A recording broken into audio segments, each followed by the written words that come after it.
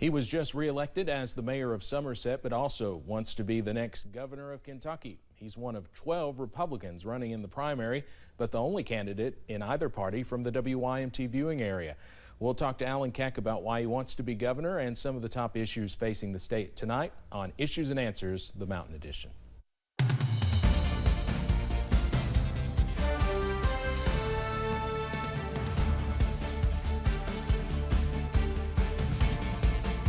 Host a birthday party like no other at Air Raid Trampoline Park in London. They take care of everything for you. The kids can be a ninja, dunk like a pro, swing from a trapeze, climb a rock wall, play dodgeball, wipeout, and so much more.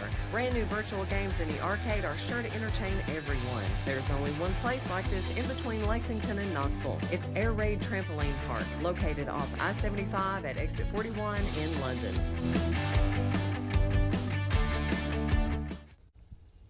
Somerset Mayor Alan Keck, my guest tonight on Issues and Answers, also a candidate for governor, and welcome to Issues and Answers for the first time. Yeah, honored to be here. Good to have you in Hazard, and since this is your first time on the show, I'm just going to give you an opportunity first to kind of introduce yourself and tell us a little bit about your background. Well, I start my intro always with my faith. I'm a Christian, and I was saved at 12 years old. And, you know, now in government, I say that I'm always proud to share it and quick to share it, but not force it on others. That's the beautiful thing about this country, is I have the ability to do that, encourage other people to take a look without forcing it on them. And so my journey into public service starts with my faith, but here on earth, the most important thing to me is my wife and my kids. God blessed me with an amazing wife, amazing partner. Tiffany and I have been married for 13 years, and we have 3 daughters, Olivia, Oakley, and Olson. They're 10, 8, and 5. And in many ways, what I'm doing now is incumbent upon me because of those girls. You know, I want us to have a Kentucky that they can grow up in, be really proud of, and then if they choose to, have the opportunities to stay here. And for far too long, we've seen a brain drain in the Commonwealth and folks having to leave for opportunity. And I don't want to see that anymore. Professionally, I was a business person. You know, before I got into public service, entrepreneurship is another passion of mine. I'm a 4th generation entrepreneur. My father was self-employed, had multiple jobs for most of his career. And I love that because, you know, any day you go into work, you might be able to change your life or somebody else's. And so business is really rooted in me. I think a lot of my skills and my training and my experience came from that. Having to make a payroll, having to hire and even fire, which is one of the worst things you ever have to go through, is deliver the news that somebody might not be employed anymore. But to sign the front of a paycheck and not just the back of one, I think that's something that makes my candidacy really unique, and hopefully we can get to talk about that. But I always knew that I wanted to get into public service. I felt that I could use the gifts that God had given me, and I joke a lot that those might be few and narrow, but I think what He's equipped me with is really strong in that area, and to use those to help other people through government. And you're from Pulaski County originally, right? I am. It's home. Yeah, native Pulaski County, and went to Somerset High School. And I'm a briar jumper, so don't hold that against me if you kicked our butt, or we kicked yours, I guess, from back in the day. But you know, I'm proud to be. I'm proud to be from Somerset and Pulaski County, and I'm proud to be from southern and eastern Kentucky. It's something that I've never apologized for, and I want others to feel the same way. And you were telling me you were playing sports when I was already working here, so I know you're younger than me. So I guess one of the younger candidates in the governor's race. I think so. It's an interesting paradigm, if you will, because I am one of the youngest, but I would argue I'm the most experienced. And I might not have the most time in government, but when you look at executive experience, and we're applying for an executive job. The governor, in many ways, is the CEO of Kentucky. And I think that requisite experience is key, because I've been a CEO of a family business where we employed, 100 folks and did business in about 20 states. And now I'm the CEO of a community that has thrived under the team that we've built. And you were just reelected Somerset mayor, so some might ask, why put yourself through another campaign? Yeah, I think the timing is necessary. Kentucky, in many ways, is at a precipice. We've struggled against our neighbors for decades. Tennessee is growing, Indiana and Ohio are growing, and while we've achieved some economic development announcements, Kentucky's still in the bottom 5 in so many things that are important to me and important to Kentuckians. Things like fiscal stability and median income and healthcare outcomes. We've moved the needle a little bit on education, but we don't have time to wait. And so I want to take the success that we've had in Somerset and take it statewide. What do you feel is your biggest accomplishment so far as Somerset mayor? A revitalization of a downtown that many thought was dead. I think that for a lot of us, Kentucky's a rural state. You know, we're in Hazard. You know, we're a state of small towns, but we're a state of towns and cities that we're proud of, and I think we need to reinvest in them because then that pride will manifest itself for future generations. And so while a lot of folks said that, you know, you need to go on the main strip, you need to go on the main drag, if you will, we said no. The downtown can be the heartbeat of this community, the heart of a body, and you're not going to grow and flourish unless you have a strong heart. And so we made a commitment to that, and I'm really proud of what's happened. We went from vacant buildings, certain buildings with broken glass and boarded up, and I'm not dramatizing it, that's a fact, to now it's hard to find real estate in downtown Somerset. And 10 of our new employers down there are female owned and operated.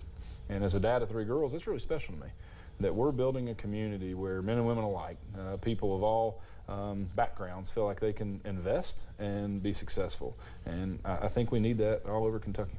And didn't you make your announcement at a theater that's been refurbished? I did. That was the final step of that downtown revitalization. We had all this growth and development, and we had a 100-year-old theater, like so many communities do. And for 27 years, I think, it's been shuttered. And I heard about it my entire life. Let's fix the Virginia. Let's fix the Virginia. And so my nature is, let's either do it or stop talking about it. And so we rallied the city council. I cast a vision of what it could look like. And so now it's a live music venue, live theater venue, event space, and it's the gym in downtown Somerset. You're one of 12 candidates in this Republican primary. So how do you plan to set yourself apart from everybody else? 3 things. The first one is I'm unapologetically authentic. You're going to know who Alan Keck is when you go and cast your ballot. I'm going to answer every question, like we're going to answer so many today. No, I don't duck the tough ones. You're going to hear a lot about my experience as an executive. But the third thing that sets me apart is my vision. You know, to my knowledge, I'm the only candidate in the race that has a public platform for Kentuckians to see.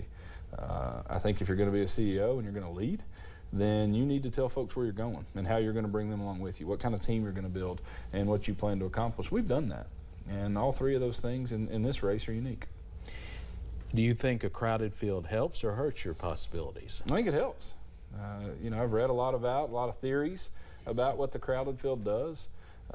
In some ways, I've been painted as a regional candidate. I don't think that's necessarily accurate, but as was mentioned in the introduction, I am the only candidate from Eastern Kentucky and from the 5th Congressional District. I think that having that understanding, that knowledge of the challenges that we face here in this part of the state is important, and I think that once folks in Eastern Kentucky get to know me, they're going to like that story. They're going to like the blue-collar grit that we bring to the table, but also because I went to Western Kentucky, so did a lot of my family. I've got a master's degree in business, and I've done business throughout our state. I think our message is going to resonate across the Commonwealth, and so the more the field gets divided up, I think our candidacy will prove to be more and more unique. I don't know how a debate with 12 candidates would work. Yeah. Are you willing to debate your candidates before the primary? Anytime, anywhere, any place. I hope that they will, come up with some metrics. I think everybody has the right to be heard.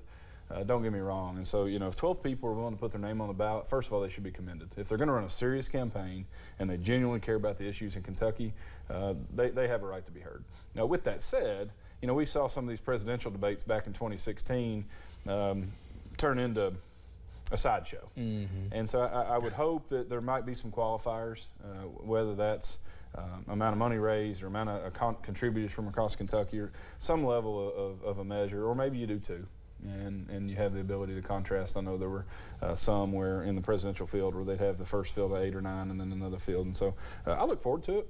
I think that, the scripture says iron sharpens iron. And we need to have this exchange of ideas. I think that we will end up with a better candidate for the general if the public gets to hear us go back and forth on what we believe in and what we've done. Well, whoever comes out of the primary will likely face Governor Beshear. Yeah. Has Governor Beshear been a bad governor? I don't think he's been a bad governor, but I don't think we're getting anywhere near close to reaching our potential. I think he's a steward of the office. But we need more than that. Kentucky needs real visionary leadership. We need somebody who's going to get us out of the cellar in some of these measurables. 49th in workforce participation is not good enough for me. 44th in healthcare outcomes, not good enough for me. 48th in fiscal stability, not good enough for me. And Kentucky's better than that. And so I'm not going to say he's a bad governor or a bad guy, but I think he hasn't taken us to that mountaintop that we're capable of, and I also don't think he shares the values of most Kentuckians. He's had to deal with a pandemic and two of the worst natural disasters in Kentucky's history. No question. How do you think he's handled those? Let me start with the natural disasters, and it's one of the things that I will say I don't intend to use as a wedge issue or a divisive issue. I think those are areas that we should certainly come together on.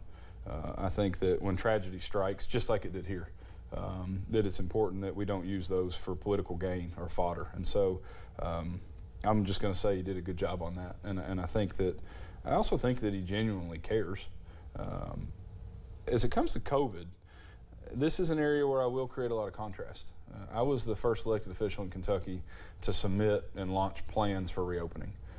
While the governor put a tremendous amount of emphasis on saving lives, I think in a lot of ways that message wasn't consistent or congruent with what then happened, because if folks don't have the ability to go to work or to provide care for their kids, then you might save their life in a literal sense that they're still living, but if you ruin their livelihood, what was it for?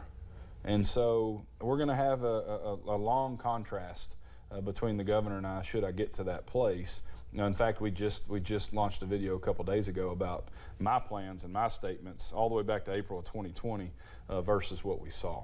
Mm-hmm. And I think that the contrast is clear, and I think in time the majority of Kentuckians will agree with me that our path was the right path.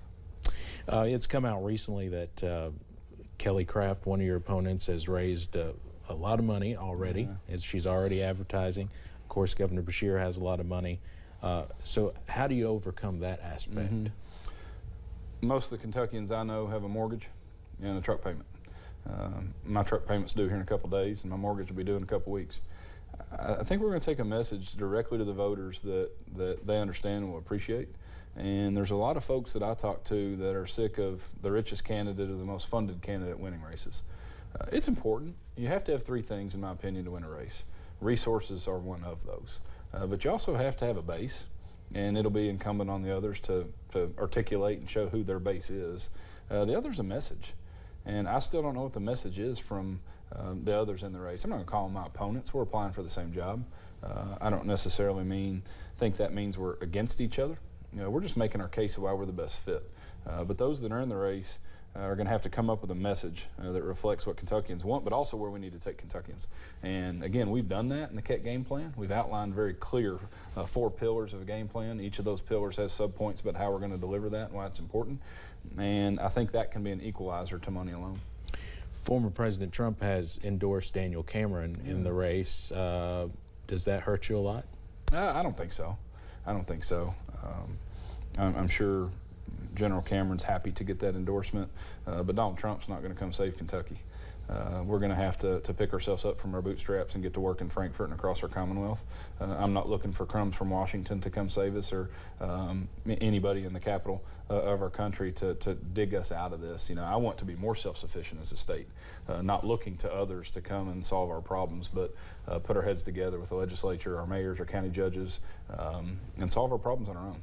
And so I'm sure there'll be other national figures weigh into this race, but I don't think it's going to move the needle much. You still a supporter of the former president? I think there's an assumption there that I was. Donald Trump did a lot of good things. I don't agree with how he did a lot of them. It's been a struggle for me, especially as a father of young girls. A lot of the character issues that manifested matter a lot.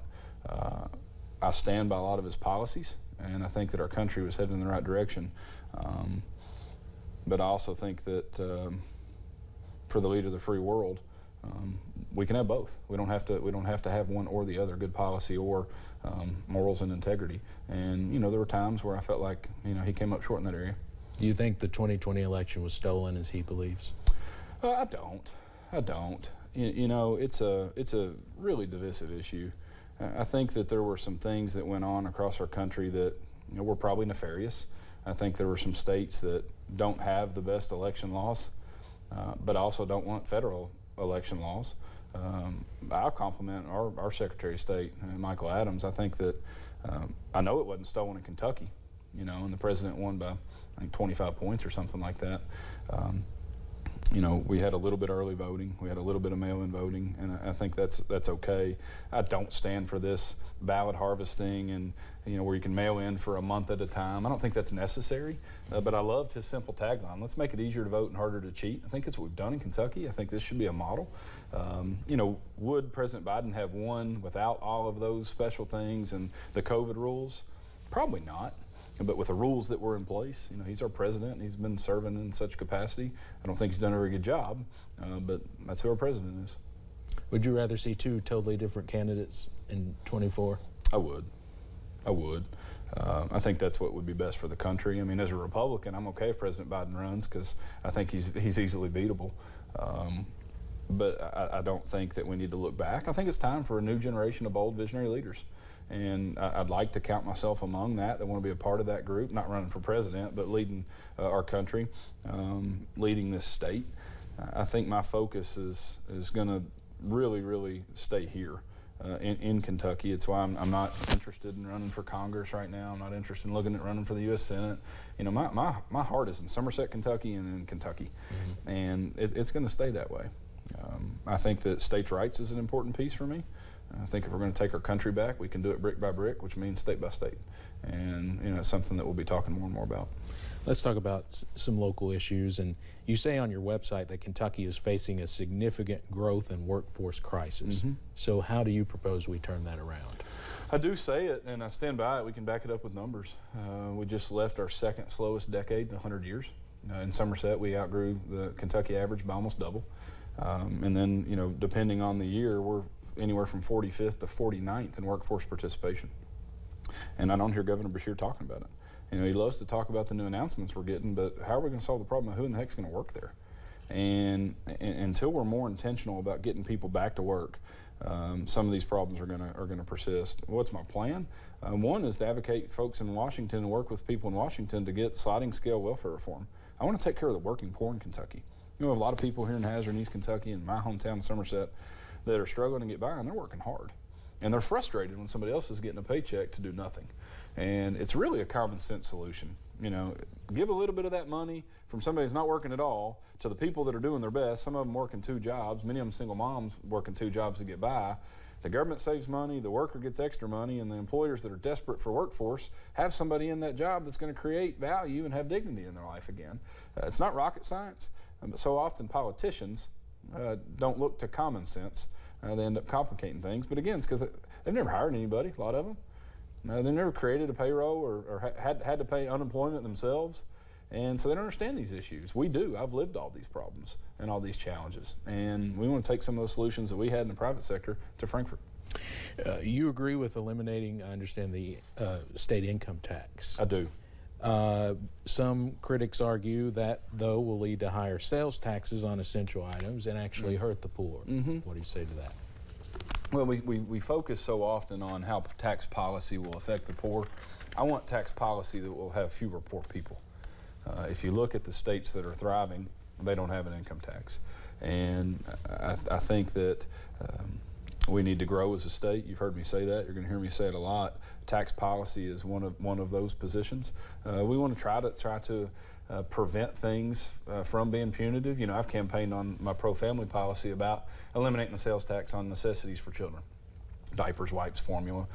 We can be strategic on that. And if we grow at the level that we should, like our surrounding states have, there'll be plenty of money.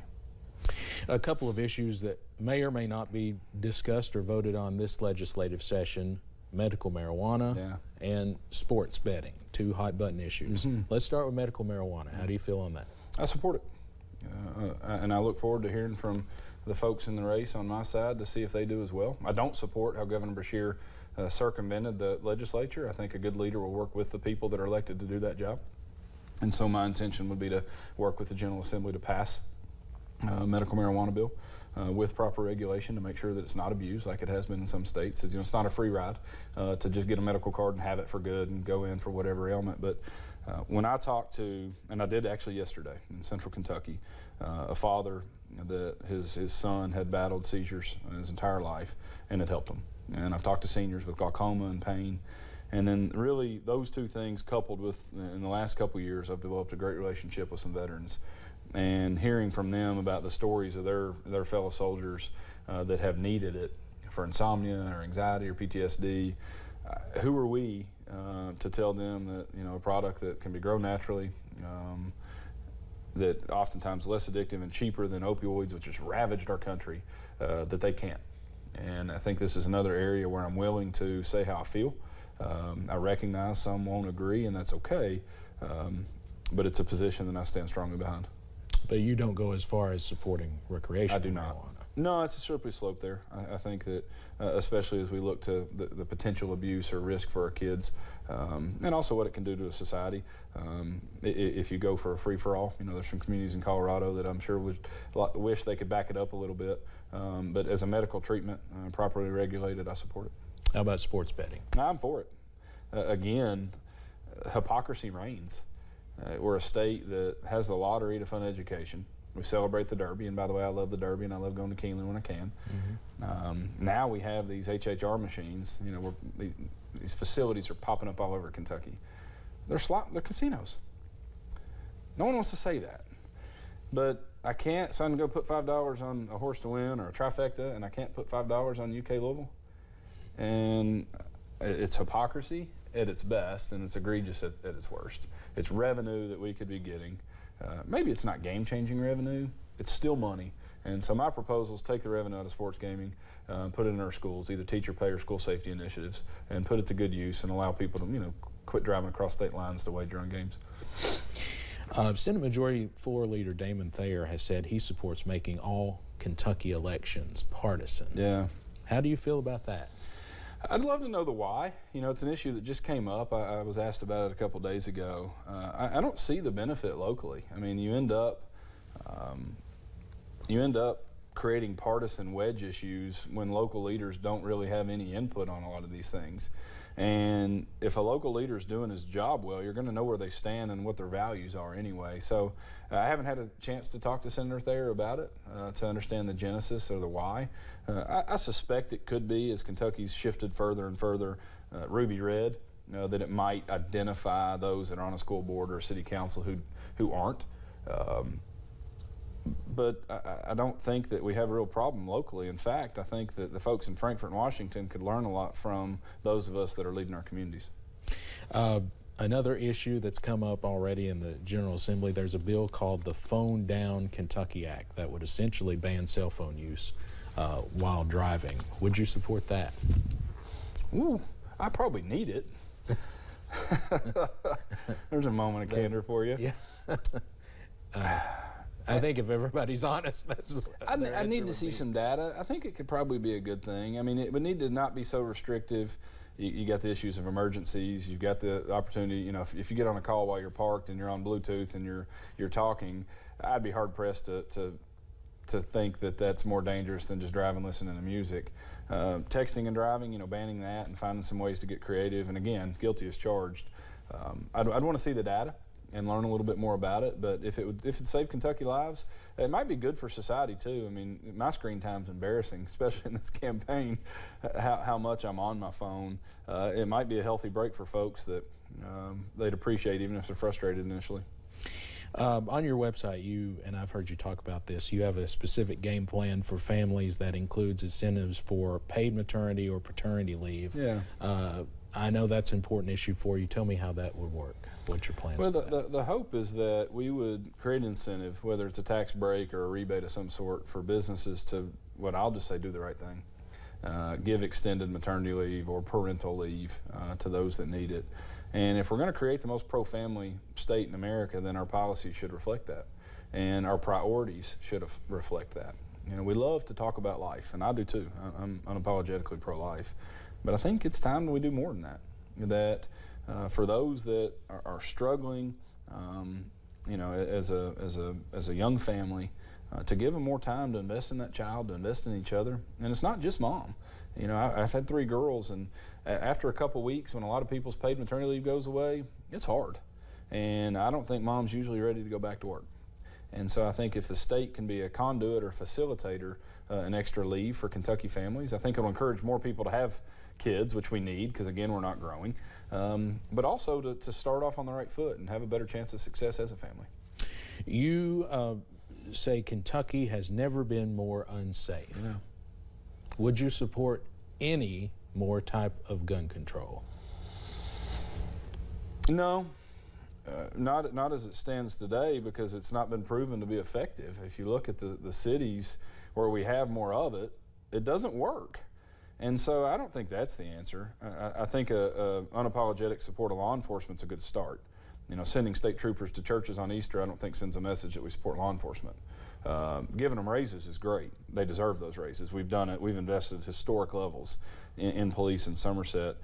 But I think a message of law and order, you know, I think when you have people breaking the law, they need to stay in jail, not get out the next day. But I don't want to see Lexington and Louisville on national television for murder and homicide so frequently. I was just meeting with a group of college kids, and it's from Center and the Citadel and UK, and was talking to UK kids, and said there's been more shootings this semester than the previous 2 years combined. It's not okay to me. And a record in Louisville and a record in Lexington are two biggest cities in the same year. We need to do more, and we need to do better. So what's the answer? Support of law enforcement, I think, is a big one. I think that some level of criminal justice reform where you're not prosecuting people for nonviolent crimes as heavily, or somebody's on probation and they get caught with a low amount of a controlled substance, might go to jail for 5 years, and then you have people that are shooting at folks that are back on the streets in a week or two. So it's working alongside those in criminal justice, in the Justice Department and system, to make some reforms there. Also getting involved, I think that the state needs to have a role in providing some level of assistance to cities to where, I mean, there's a couple hundred officers short in Louisville. That's not okay. Working with, you know, the members in Louisville, the mayor and their Metro Council to say, you know, what can we do? How can we do better than this? You know, we don't have these problems in a lot of other areas, but we're having them in those cities, and again, it's not acceptable. Only about a minute left. You mentioned raises for law enforcement. Governor Beshear is really pushing for raises for teachers this session. Do you support that? I do. I want to hear from him how he intends to pay for it. You know, our game plan will talk about growth. It's going to raise new resources and have those ability of funds. You know, a wishing well budget's all fine and dandy, but where's the money going to come from? I think our plan will generate it. In the last few seconds, what are you looking forward to the most in the next few months? No, meeting as many Kentuckians as I can, hearing their stories, listening to them, and then hopefully giving them some hope matched with opportunity. All right. Alan Keck, appreciate it. Thanks so much. Look forward to seeing you again in the next few months, and we'll see you next time on Issues and Answers.